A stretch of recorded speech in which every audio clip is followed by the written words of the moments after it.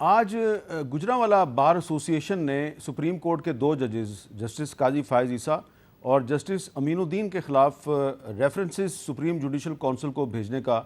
اعلان کیا ہے، اور آج ہی خیبر پختونخوا کی جو بار کونسل ہے اس نے جسٹس مظاہر اکبر نقوی صاحب کے خلاف ایک ریفرنس سپریم جوڈیشل کونسل کو بھیجنے کا اعلان کیا ہے۔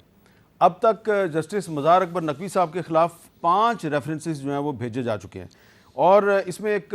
قابل ذکر پہلو یہ ہے کہ یہ پہلی دفعہ ان کے خلاف ریفرنسز فائل نہیں ہوئے۔ کچھ سال پہلے 2016 میں بھی ان کے خلاف ایک ریفرنس سپریم جوڈیشل کونسل کو بھیجا گیا تھا، اور 19 اپریل 2016 کو سپریم جوڈیشل کونسل نے مظاہر اکبر نقوی صاحب کے خلاف شو کاز نوٹس جو ہے وہ لاہور ان کو بھیجا تھا، اور اس کے بعد جسٹس مظاہر اکبر نقوی صاحب جو ہے انہوں نے شو کاز کے خلاف آرٹیکل 184(3) کے تحت ایک درخواست دائر کی تھی، اور 12 نومبر 2016 کو اس وقت کے چیف جسٹس انور ظہیر جمالی کی طرف سے اس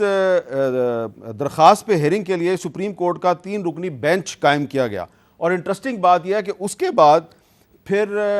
جسٹس مظاہر اکبر نقوی صاحب نے چیف جسٹس سے استدعا کی کہ یہ 3 ممبر بینچ جو ہے اس کی جگہ پہ ایک لارجر بینچ بنایا جائے یا فل کورٹ بینچ بنایا جائے، اور انہوں نے مثال دی کہ جسٹس افتخار محمد چودھری کے خلاف ریفرنس جو ہے اس کی ہیئرنگ جو ہے وہ ایک فل کورٹ نے کی تھی، تو میرا جو ریفرنس ہے اس کی ہیئرنگ بھی فل کورٹ کرے، لیکن پھر یہ معاملہ جو ہے وہ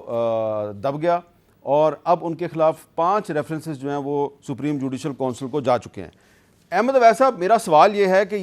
یہ مختلف لائرز کی تنظیمیں جو ہیں وہ ججز کے خلاف ریفرنسز بھجوانے کا اعلان کر رہی ہیں، تو کیا یہ مناسب نہیں ہے کہ اس موجودہ صورتحال میں اگر کسی بھی جج صاحب کے خلاف کوئی ریفرنس بھیج دیا گیا ہے تو چیف جسٹس صاحب کو چاہیے کہ اس کا جو لاجیکل کنکلوژن ہے اس تک پہنچا کے تو ججز کے بارے میں اگر کوئی غلط فہمی ہے، کوئی شکایت ہے تو اس کو دور کریں؟ دیکھیے، بات یہ ہے کہ اگر آپ سپریم جوڈیشل کونسل میں سے معلوم کریں تو وہاں پہ ایک انبار لگا ہوا ہے ریفرنسز کا، جو ارریسپانسبل طریقے سے وکلاء کی طرف سے بھی یا مختلف لیٹیگنٹس کی طرف سے لوگ دے دیتے ہیں وہاں پر، اور اس کو پہلے وہ اسکروٹنی کرتے ہیں۔ ان کا پورا ایک طریقہ کار ہے، وہ اسکروٹنی کرتے ہیں، دیکھتے ہیں اس کی پاسبلٹی کیا ہے کہ اس میں کوئی ایلیگیشن جو ہے مس کنڈکٹ جو ہے وہ بنتا بھی ہے کہ نہیں ہے، کتنی اس میں اسٹرینتھ ہے ان کی، اور کتنی سپورٹنگ ڈاکومنٹس ہیں کہ جسے ثابت بھی ہو سکے کہ جو کچھ ان کے اوپر الزام لگا ہے وہ الزام درست بھی ہے کہ نہیں۔ یہ ساری باتیں ہیں دیکھنے کی۔ لیکن بہرحال جب معاملات جس انداز میں ہمارے ملک میں چل رہے ہیں تو یہ سب طرف ہی ایک ارریسپانسبل ایٹیچیوڈ ہے، اس کو بہرحال ایوائڈ کرنا چاہیے، اور ہمیں سب کو مل کے ایک دیکھیں، ہمارے ادارے تو خود ہی بنائے ہوئے نا، جب آئین بنا ہے تو آئین کے تحت جو ادارے بنے ہیں ان کی رسپیکٹ بھی ہم نے کریٹ کرنی ہے اور ان کو اسٹرینتھ بھی دینی ہے۔ جب تک ادارے جو ہیں وہ مضبوط نہیں ہوں گے تو انڈیویجول مضبوط ہو جائے گا،